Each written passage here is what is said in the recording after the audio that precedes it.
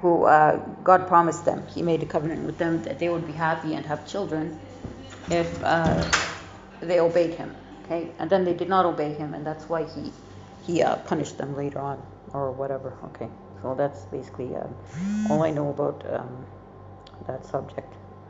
Okay, so if people want to research a little bit more, be my guest. I think that's a good idea. So Allah says sun shines, and is he going to talk about the moon at all? Okay, so basically Allah says the sun shines and sets, then the moon follows. There is also a verse that says the moon follows the sun. Okay, so in Surah Ash-Shams, وَالشَّمْسِ وَضُحَاهَا وَالْقَمَرِ إِذَا تَلَاهَا. Okay, that's the verse. So I have to find a translation. I don't have it here right now. It's actually in the living room, and I'm staying in my room recording because there are some videos I have to get done. So I don't want anyone interrupting me, bothering me, asking for stuff. So okay. وَالشَّمْسِ وَضُحَاهَا. It's like by the sun as it rises or something, shines, or I forget. وَالْقَمَرِ إِذَا تَلَاهَا. And by the moon, which follows it. I think that's a basic translation. It might not be exactly correct. And then there are other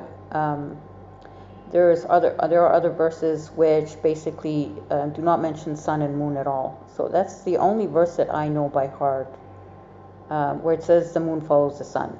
Other verses, which I already talked about in a video about atheist logic and so on, okay, trying to debunk some atheist myths about the Quran. So the moon does not follow the sun literally. For example, when the sun sets in a murky pool, okay, in that verse, which is not to be taken literally either, by the way. Okay, it just looks like the sun is setting in a murky pool. I'm sure to Muhammad and his followers, the sun sometimes looked like it was setting in the desert. Okay, but they knew the sun is not actually setting in the desert, right? Because if you keep following the sunset, you will never reach the sunset, right? If it was actually setting, somewhere where you could get to, you should be able to eventually find the sun setting somewhere.